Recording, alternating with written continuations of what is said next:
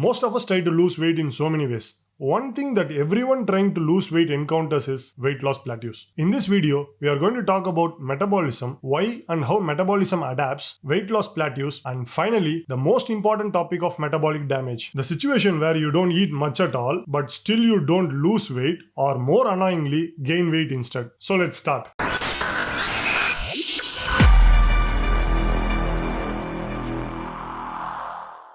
What we call metabolism is made up of a number of components: BMR, TEF, NEAT, and EAT. I have already spoken about these components in this video. So in case you don't know what they are, make sure to watch it. Now let's talk about what impacts metabolism. If you have studied physics, you would already know that any energy formula there is a component of mass. Like the formula of kinetic energy is mass times velocity, potential energy mass times gravity. So the weight of an individual plays a large role on how many calories you burn. A heavier person will burn more calories doing the same thing than a lighter person. Example, you and your friend go for a run. Say you are 80 kgs and your friend is 70 kgs. You will be burning more calories than your friend, even though both your speed and the distance you are running is the same. Once you understand this, you will also understand why your weight loss plateaus. When we lose weight, just now we discussed how our body starts burning fewer calories. So as you keep losing weight, your body starts burning lesser and lesser calories. What was previously a calorie deficit is no longer a deficit. It becomes your maintenance. Say at 80 kgs you are burning 3000 calories. Now when you become 79 kgs, your body should be burning 2900 calories, right? No. What happens is the reduction in calories is not proportional to how much you lose weight. So when you become 79 kgs,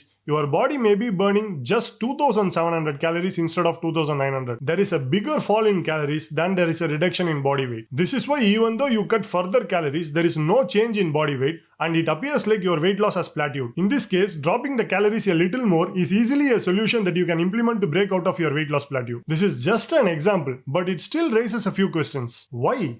Why does the body adapt so much? For this, there are a number of reasons. 1. Evolution. In the past, we never got food on time. We now have refrigerators storing food that we can eat anytime. But imagine a few hundred years back or when humans lived in caves. During such times, there was food scarcity. The body had to adapt. One day they might have got 4000 calories and suddenly for a few days they wouldn't get anything to eat. So if the body keeps burning 4000 calories even when there was no food, then starve to death. So many adaptations had to happen from the brain to hormones to mitochondria level to keep us alive. Next reason why weight loss plateaus is hormones. People keep saying calorie deficit, calorie deficit. Yes, in the end it all boils down to calories in, calories out. But what many of them fail to account for is how hormones control energy expenditure. We saw in the hormones video how thyroid impacts how many calories you burn. Again, if you haven't watched that video, I will add a link to it here. Not just thyroid, your leptin levels fall within a few days. This impacts your weight loss process and contributes to plateaus. Also, when you get lean or eat very little or you have been dieting for a long time, then your testosterone levels drop as well. This impacts how much lean mass you hold and your exercise activity, thereby contributing to weight loss plateaus. Another reason why your body burns fewer calories than before is thermic effect of food. When we eat food, we use calories to digest that food. So when you are dieting and you eat less,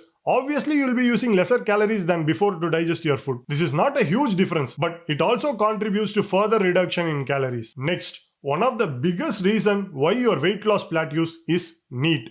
Non-exercise activity thermogenesis. When we start eating fewer calories, our activity levels take a hit. How much you get up from your desk and walk, how often you fidget, and your overall activity level generally decreases when you diet. Even if you consciously try to be active, it still does not match your subconscious NEAT activities, and you generally end up burning fewer calories than before, leading to quicker weight loss plateaus. Not just NEAT, you even start burning lesser calories from exercise. When you start exercising, you feel how much you improve. For example, if you walked 1 kilometer every morning, in a few weeks it becomes easier. You no longer spend the same amount of calories doing the same exercise, and when you don't progressively overload and keep doing the same exercise day in and day out, your body becomes efficient at that exercise. So you burn fewer calories and your weight loss plateaus. By the way, even your basal metabolic rate falls. Not much, just a bit. But when you put all this together, these lead to significant drop in calories, leading to quicker weight loss plateaus. This slowdown doesn't happen in one fine day. Different things happen in different ways. Take hormones, leptin falls within a few days, whereas testosterone starts dropping after some time. Also, this is not the same for everyone. We are all different. Some people adapt a lot. so they plateau sooner, and some withstand and lose fat easily. This is why generic information helps some people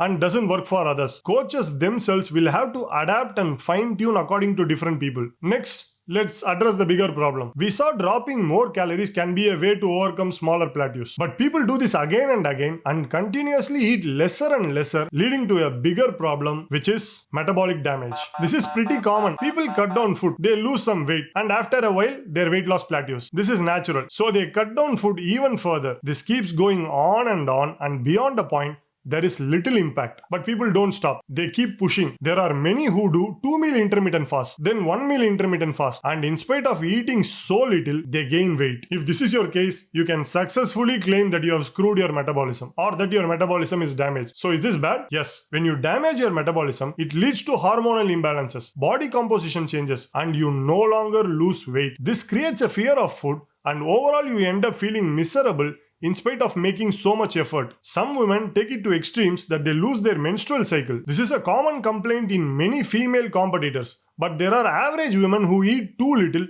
and land up in this situation as well. If this is you, then stop. Good news is this metabolic damage is not permanent, but it's not going to get cured on its own. Restoring your metabolism is a long, hard path that takes months and sometimes years, depending on how much you have damaged it. It's not a small one-step solution that I can say do this and you'll be fine. So many adaptations have happened inside your body, and now you need to bring it back to normal levels. Like your hormones are down, then you should restore them. If there is significant loss of lean tissues, you need to build them back. Sometimes this takes a few months, sometimes even years. So the best solution would be not to screw your metabolism in the first place. Hope you understood how your metabolism works. If you found value from this, make sure to give it a thumbs up and subscribe. Thanks.